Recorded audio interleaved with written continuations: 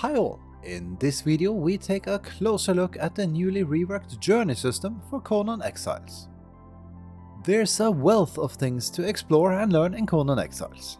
However, since there is no tutorial that teaches you everything you need to know, some of it might not always be obvious to new and even existing players. Now, to help players with discovering the world and game mechanics more organically and at their own pace, Funcom is introducing a completely new and reworked journey system to the game. Before we look into it in more detail, it's important to mention that the journey system is tailored to both the Exiled Lands and the Isle of Sipta, and provides you with goals that are relevant for the respective map. It was also said that the new journey system won't cover lore and storytelling anymore, and instead focuses on the game world and mechanics. Let's get the journey started. When logging into the game, you will see a new UI element for the journey system in the upper right corner of your screen. Should you for any reason not be interested in tracking your journey, no worries, the journey UI can be turned off in the settings. Looking at the journey UI, you will notice that it provides you with a goal for your character and also features a short description underneath. Once you complete your goal, it will be replaced by the next. In case you are wondering, yes, completing journey steps still rewards you with XP, so doing it at lower levels is especially beneficial. And while journey steps are grouped in various journey categories, each individual step grants XP. If you want to look at your journey progression and upcoming goals, you can open up your journey menu anytime by pressing J on PC or the respective shortcut on your controller. Let's go through all elements of the journey menu. Multiple goals or steps are now grouped into different categories. These categories cover various aspects of the game, similar to the categories on your knowledge page. However, if you start a new character, you will always begin with Survivor. Since the Survivor category is covering the most basic of beginner steps, it is, may Chrome be praised, also a category that can be skipped in case you are a more experienced player. The skip option does however only exist for this Survivor category, at least for now. Clicking on a category will reveal all goals for that said category in your journey steps overview, along with additional details. Most importantly, and we are sure you'll want to know about that, the new journey system now also features rewards for completing a full journey category. You can see the rewards by clicking on each category. The further you progress, the more interesting the rewards. We'll have a look at those in a little bit. Now, let's get back to the steps and the categories. It was said that the steps from categories that cover earlier gameplay are described in more detail, and often provide additional information like gameplay controls and further context. And the further you progress through the journey, the less guidance the steps will offer. After all, you are then an experienced exiled. As previously mentioned, the journey system is meant to help you better understand what and how to do things in game. Looking at the various journey categories, you can see that they cover different aspects like fighting, crafting, and even sorcery. When you start a new character, all but the first are locked and visually grayed out. Some of these journey categories unlock once another one has been completed, but some also have certain prerequisites, like unlocking a specific knowledge first, or visiting a location. For example, approaching Fingerfang Rock north of the unnamed city unlocks the Mountaineer category.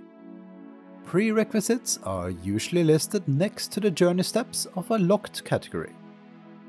But that's not all. You also won't be able to see all journey categories from the get-go. There are many hidden journey categories that only get revealed once you have completed others or progressed somehow in the game.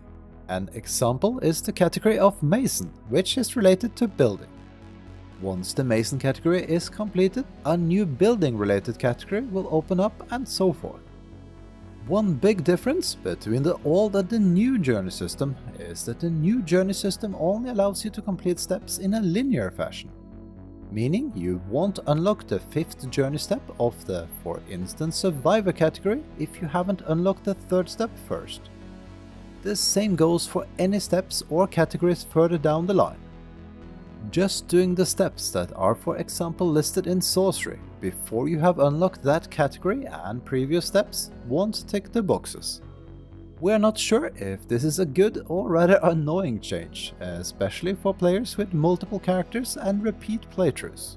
However, it was also said that there are a select few journey steps that will complete retroactively if you have done them before being on that step. As an example, the devs mentioned leaving the starter desert in the Exile lands, and we also experienced this in relation to learning knowledge. Directly tying into the linear progression of the journey system is another important fact that you should know. You can only have one active journey category at any given time. If you'd, for example, like to complete steps of the sorcery category, you need to actively switch to that journey category. You can do this by clicking the button in the lower right corner. Once done, only the steps for this category will be possible to complete. It feels a bit restrictive to us, but they stated that the intention behind this was for players not to miss out on anything that a journey step could potentially teach them. Another interesting fact in regards to the journey system and the categories is that the devs confirmed that they can expand on it. Let's say another age or chapter introduces a new game mechanic or crafting station. Then the devs could add a corresponding category to the journey system, which in turn would serve as a mini tutorial. There was also a question asked by the community in regards to modding of the journey system. The devs couldn't confirm anything for now, but they said they would most likely consider the option if it's possible from a technical standpoint. Now, let's have a look at the rewards from the journey system. Each journey category offers a reward after completion. You can preview the rewards by clicking on the categories you can see in your journey overview. Hovering over the rewards expands the preview and provides an additional description. Rewards are unlockable on a per character basis, meaning each new character you create can complete journey categories and unlock the rewards.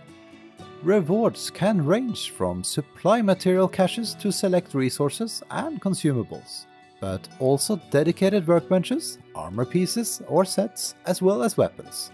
We think something like other placeables and maybe even pet skins could also be on the table. Once a journey category has been completed, the reward is unlocked, but it needs to be claimed via the same menu.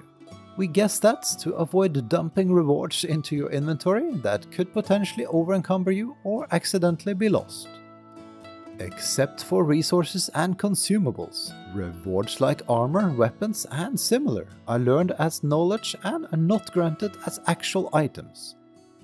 You will find the new unlocked knowledge on your knowledge page once the reward has been claimed. There you will also be able to see where the items can be crafted. If you are curious about all possible rewards, including those from hidden categories, you'll find a more detailed overview of journey rewards on our channel, showcasing armor, weapons and more. And that covers pretty much all about the new journey system. We hope you found this guide helpful. If you'd like to see more from us, don't forget to give us a thumbs up, subscribe or leave a comment.